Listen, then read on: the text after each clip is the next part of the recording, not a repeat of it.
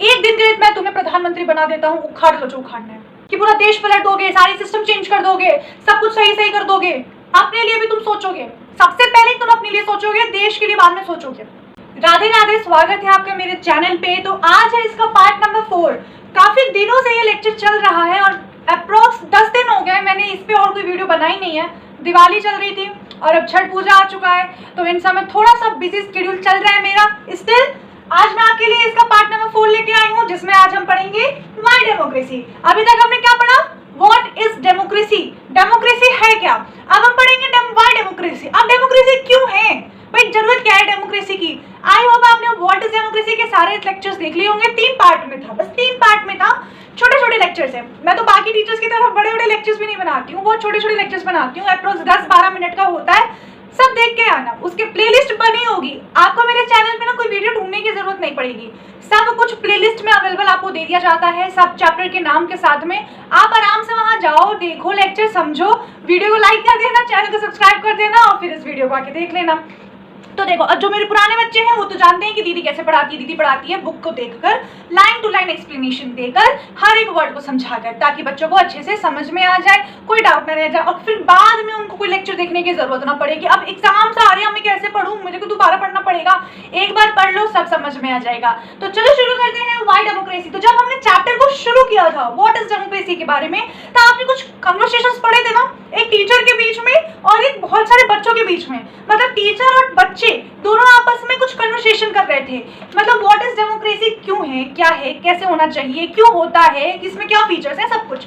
आपने लास्ट में एक फाइनल डेफिनेशन पढ़ी थी कि जो डेमोक्रेसी है वो फॉर्म ऑफ गवर्नमेंट है जिसमें जो रूलर्स है इलेक्टेड बाय द पीपल। मैं दोबारा रिपीट नहीं करूंगी, पता है आप लोग बोर हो जाओगे। तो चलिए स्टार्ट करते हैं व्हाई डेमोक्रेसी के साथ से। An argument broke out in madam Lyngdoh's class. फिर से एक आर्ग्यूमेंट हो रहा है किसके बीच में? मैडम लिंगडॉन की क्लास में, जो हमने स्टार्टिंग में पढ़ा था।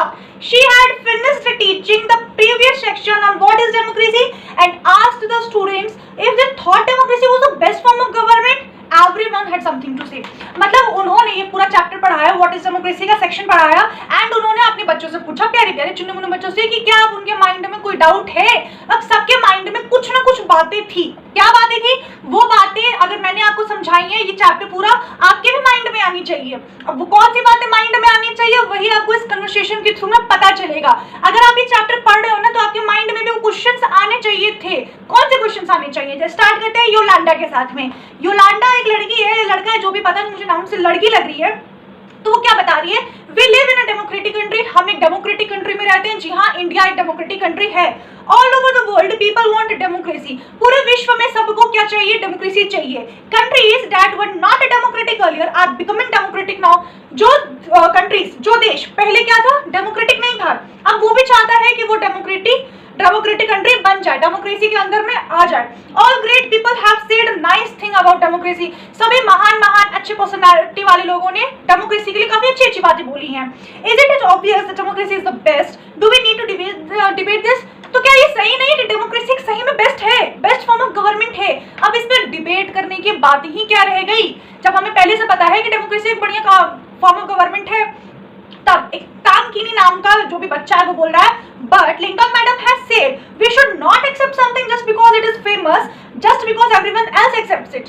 लेकिन वो बच्चा ये कह रहा है कि हमारी मैम ने, लिंगडोंग मैम ने ये बोला था कि हमें वो चीज एक्सेप्ट नहीं कर लेनी चाहिए जो कि सबको सही लगे। ठीक है, उनके लिए वो सही हो सकती है, बट जरूरी नहीं कि जो उनको सही लग रहा है वो हमें भी सही लगे। अगर सारे बड़े बड़े अच्छे पर्सनालिटी के लोग डेमोक्रेसी को सही बता रहे हैं, इट डजंट मीन कि वो हमें भी सही लगनी चाहिए। ये दूसरे बच्चे ने बोला। जेनी नाम का बच्चा बोल रहा है, yes it actually is a wrong path, what has democracy brought to our country. अब जेनी डेमोक्रेसी के खिलाफ में बोल रही है, हाँ ये एकदम गलत रास्ता है। आखिर डेमोक्रेसी की वजह से हमारी कंट्री में हुआ ही क्या? 7 decades of democracy and there is so much poverty in the country. 7 दशक बीत चुके हैं, 7 decades, 7 दशक बीत चुके हैं, लेकिन अभी तक हमारे देश से पोवर्टी यानी कि गरीबी नहीं गई। अब रिबियांग नाम का एक बच्चा वो कह रहा है, but what has democracy got to do with it. अब वो कह रहा है डेमोक्रेसी का पोवर्टी के साथ में क्या लेना देना है?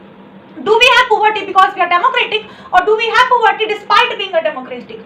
अब ये बता रहा है, पूछ रहा है कि क्या हम डेमोक्रेटिक कंट्री में रह रहे हैं इसलिए हम, मतलब देश हमारा पोवर्टी में है, या बिना डेमोक्रेटिक के भी हमारा देश पोवर्टी में ही है। इस तरह की बातें पूछ रहा है कौन? रिबियांग, आप देखो जेनी फिर से कह रही है whatever, how does it make a difference? कह रहे हो इसमें अंदर हो भी कह रहा है भाई, इसमें कौन सा कोई दूसरा मतलब संधि विच्छेद चल रहा है। The point is that this can't be the best form of government। अब बोल रही है कि मेन मुद्दा तो ये है, the point to be noted my lord, ये है कि best form of government democratic country नहीं है, डेमोक्रेसी एक बेस्ट फॉर्म ऑफ गवर्नमेंट नहीं है, ये जेनी की सोच है। Democracy is all about chaos, instability, corruption and hypocrisy.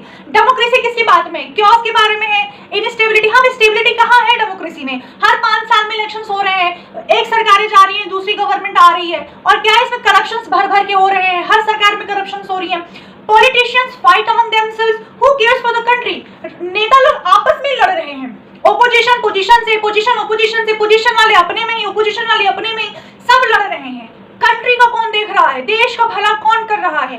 अब पोइमॉन नाम का एक बच्चा है, वो कह रहा है so what should we have instead, go back to the British rule, invite some kings to rule this country. अब वो कह रहा है टॉन्ट करते हुए जेनी को, तो क्या चाहती हो या चाहती हो जो भी हो कि वापस ये ब्रिटिश आ जाए यहाँ पर, मतलब जो किंग रूल करता था वापस से वैसे ही सब कुछ हो जाए। अब रोज ना देखो, रोज पक्का लड़की का नाम होगा, कितना प्यारा नाम है रोज। रोज कह रहा है आई डोंट नो, ये कह रही है I don't know, I think what this country needs is a strong leader, someone who does not have to bother about elections and parliament। ये अच्छी बात है, हमारे देश को वो लीडर चाहिए जो एक स्ट्रॉन्ग लीडर हो, जिसको राजनीतिक से कोई लेना देना ना हो, इलेक्शन से लेना देना ना हो। अगर वो इलेक्ट होके बन रहा है ना, तो एक स्ट्रॉन्ग लीडर होना चाहिए। One leader should have all the powers, जो हमने पढ़ा कि एक लीडर के पास में सारे पावर्स होने चाहिए।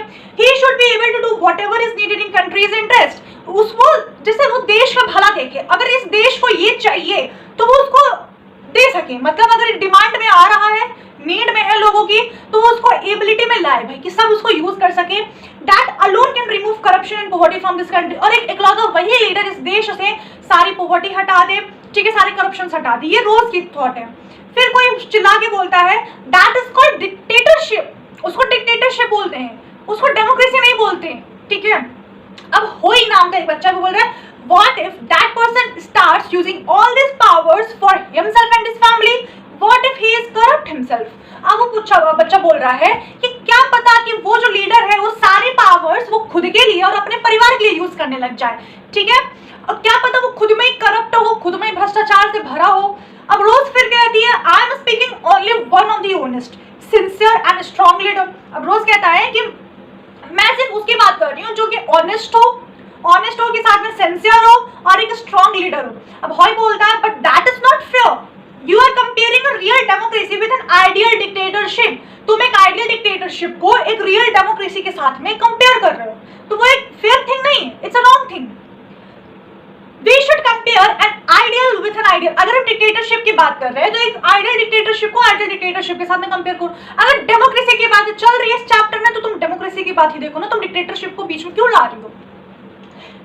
Go and check the record of dictators in real life। जाके वो बोल रहा है कि जाके तुम पहले डिक्टेटरशिप्स वाले जो भी थे उन सबके फैक्ट्स को चेक करो कि they are most corrupt, selfish and brutal। It is just that we don't get to know about this and what is worse, you can't even get rid of them। अब ये बता रहा है कि तुम जाके फैक्ट्स देखो, सबसे ज्यादा अगर कोई करप्ट रहा है तो वो एक डिक्टेटरशिप वाला रहा है, क्योंकि उसको अकेले के पास में पावर था पूरा का पूरा, एंड तुम उसके खिलाफ कुछ कर भी नहीं सकते थे भाई, क्योंकि वो तो अपने आप में पावरफुल इंसान है ना, उसे और किसी को पावर दी ही नहीं थी। ये किसके फैक्ट्स हैं, पॉइंट्स हैं, हॉय के पॉइंट्स हैं। अब madam Lyngdoh was listening to this discussion with interest. अब टीचर को इंटरेस्ट आ रहा था इस डिस्कशन में, क्योंकि अगर टीचर ने कुछ पढ़ाया, बच्चे के माइंड में क्वेश्चंस आ रहा है तो ऑफ कोर्स टीचर के माइंड में तो बड़ा इंटरेस्ट आएगा। Now she stepped in, I was delighted to see you all arguing so passionately। अब वो टीचर बोल रही है कि मैं बहुत खुश थी, मैं बहुत ही डिलाइटेड थी कि तुम सारे बच्चे इतने पैशन के साथ में इस मुद्दे पे बात कर रहे हो। I don't know who is right and who is wrong। मुझे नहीं पता है कौन सही है कौन गलत है। That is for you to settle, क्योंकि ये तुम्हारे लिए है ताकि तुम सेटल हो सको। But I did feel that you all wanted to speak your mind। But मैंने ये देखा कि तुम सब अपने दिमाग को सोच के कुछ अच्छा बोलने की कोशिश कर रहे थे। You may have felt very bad if someone tried to stop you or if someone punished you for saying what you felt। अब तुम्हें ये सोच के बुरा लगा होगा कभी कभार कि जो तुम बोलना चाह रहे हो, जो तुम बोल रहे हो, उसके लिए तुम्हें कोई पनिश कर रहा है, उसके लिए तुम्हें कोई उल्टा बोल रहा है। What you be able to do that in a country what not is democratic। अब तुम उस कंट्री में क्या करते जो कि डेमोक्रेटिक कंट्री ना होती, क्योंकि आपने इतने सारे केसेस देखे ना, मैक्सिको, चाइना, इन सब का, कि वहां पे क्या था, कोई कंट्री के लीडर के खिलाफ नहीं बोल पाता था, तो वही कुछ ने पूछा अगर तब तुम क्या करते, अगर तुम एक डेमोक्रेटिक कंट्री में नहीं रह रहे होते और तुम्हारी बातों को कोई दबा देता, कोई तुम्हारी बातें नहीं सुनता, उल्टा तुम्हें पनिश करता क्योंकि तुमने लीडर के खिलाफ में बोला। Is that a good argument for democracy? क्या ये डेमोक्रेसी के लिए सही आर्गुमेंट है? तो इतना सब डिस्कशंस आपके माइंड में भी आना चाहिए, आपके क्वेश्चंस अराइज होने चाहिए। अब आपका जो नया टॉपिक अभी स्टार्ट हो रहा है वो है आर्गुमेंट्स अगेंस्ट डेमोक्रेसी। डेमोक्रेसी के खिलाफ में कौन कौन से पॉइंट्स निकल के आ रहे हैं, अब हम उनके बारे में पढ़ेंगे। This conversation has most of the arguments that we routinely hear against democracy. Let us go over some of these arguments. अब मैं कुछ ऐसे arguments आपको बताऊंगी जो आप रेगुलरली अपने आसपास भी देख सकते हो, या किसी डिबेट में भी देखते होगे, या किसी डिस्कशंस में भी देखते होगे, सुनते होगे। पहला है leaders keep changing in a democracy, this leads to instability. हमारे कंट्री में क्या होता है, हर 5 साल में गवर्नमेंट चेंज होती है, प्राइम मिनिस्टर्स के इलेक्शंस होते हैं, चीफ मिनिस्टर के इलेक्शंस होते हैं, हर 5 साल में सरकारें बदल रही हैं, तो एक तरह से इंस्टेबिलिटी है, कोई भी लीडर स्टेबल नहीं है, कुछ भी हो सकता है, कोई अपनी किसी वजह से ओपोजिशन वालों ने जो अभी लीडर में है उसको हटा सकता है, या जो अभी पोजीशन में है वो इस्तीफा दे सकता है, कोई भी स्टेबल नहीं रहता। इंस्टेबिलिटी बहुत है डेमोक्रेसी में। Democracy is all about political competition and power play. There is no scope for morality. Morality के लिए कोई स्कोप नहीं है। ये किसके लिए है? ये सिर्फ यहाँ पर क्या लोग सोचते हैं कि भाई एक पॉलिटिकल कंपटीशन है, अगर वो सत्ते में है, वो सत्ते के सीट पे बैठा हुआ है, वो नेता है, मुझे नेता बनना है, ठीक है, मुझे ये करना है। कोई भी देश के बारे में नहीं सोचता, वो लोग बस यही सोचते हैं कि मुझे वो गद्दी चाहिए, मुझे वो सीट चाहिए ताकि मेरा नाम हो, बस that's it. So many people have to be consulted in a democracy that it leads to delays. और एक और थर्ड पॉइंट क्या आ रहा है कि डेमोक्रेसी में क्या है, बहुत सारे लोगों के ग्रुप ऑफ डिस्कशंस चाहिए होते हैं किसी भी एक मुद्दे पे बात करने के लिए, कोई फाइनल रिजल्ट पे आने के लिए काफी सारे डिस्कशंस देखने पड़ते हैं। Elected leaders do not know the best interest of the people, it leads to bad decisions. जो लोग इलेक्टेड है, यानी कि जो लोग अभी पार्टी में है, गवर्नमेंट में है, सरकारें हैं जिनकी, अभी वो लोगों के इंटरेस्ट में बातें ही नहीं करते, वो सिर्फ गलत वाले डिसीजंस ले लेते हैं, ठीक है। फिर क्या है, democracy leads to corruption for it is based on electoral competition. अब देखो क्या होता है कि सरकारें हर 5 साल में बदलती हैं यहाँ इंडिया में, तो वो लोग क्या सोचते हैं कि अभी मैं अगर पॉलिटिकल में हूँ, बता भाई मैं गवर्नमेंट सरकार में हूँ, तो जितना मैं करप्शन कर सकता हूँ कर लूँ, 5 साल में क्या पता मेरी सरकार पलट जाए। तो वो लोग भर भर के करप्शन अपने 5 साल में कर लेते हैं। अब क्या है, ordinary people don't know what is good for them, they should not decide anything. अब जो आम आदमी होता है, जो नॉर्मल पीपल होते हैं, उनको नहीं पता है कि मेरे लिए क्या सही है क्या गलत है, तो वो क्या करते हैं, कुछ डिसाइड नहीं कर पाते। आप देखो, आप मान लो कि कल इलेक्शंस हैं, आपने किसी पार्टी को इलेक्ट कर दिया, अब वो अगले 5 साल तक रहेगा वहां पार्टी में, गवर्नमेंट सरकार उसी की चलेगी। अब 5 साल आपको मिले हैं ताकि आप ये सोचो और समझो कि जब अगले 5 साल बाद इलेक्शंस होगा तो क्या इसने जो 5 साल में किया वो सही था या नहीं था। सही था तो दोबारा इसी को वोट दो, दोबारा इसी को पार्टी में लाओ। अगर नहीं सही था तो उस लीडर को तुरंत वहां से हटाने का पूरा हक आपको दिया गया है, ठीक है। Are there some other arguments against democracy that you can think of? क्या कुछ और arguments हैं जो आप डेमोक्रेसी के खिलाफ में सोच सकते हो? तो कमेंट में जरूर करके बताना आपके माइंड में क्या आता है। Which of these arguments applies mainly to democracy? इनमें से कौन से आर्ग्यूमेंट डेमोक्रेसी पे बहुत हद तक मतलब लगाए जा सकते हैं? Which of these can apply to misuse of any form of government? Which of these do you agree with? इनमें से किस में से आप एग्री करते हो कि हाँ भाई ये बात है कि डेमोक्रेसी के ये अगेंस्ट में है चीजें। Clearly, democracy is not a magical solution for all the problems.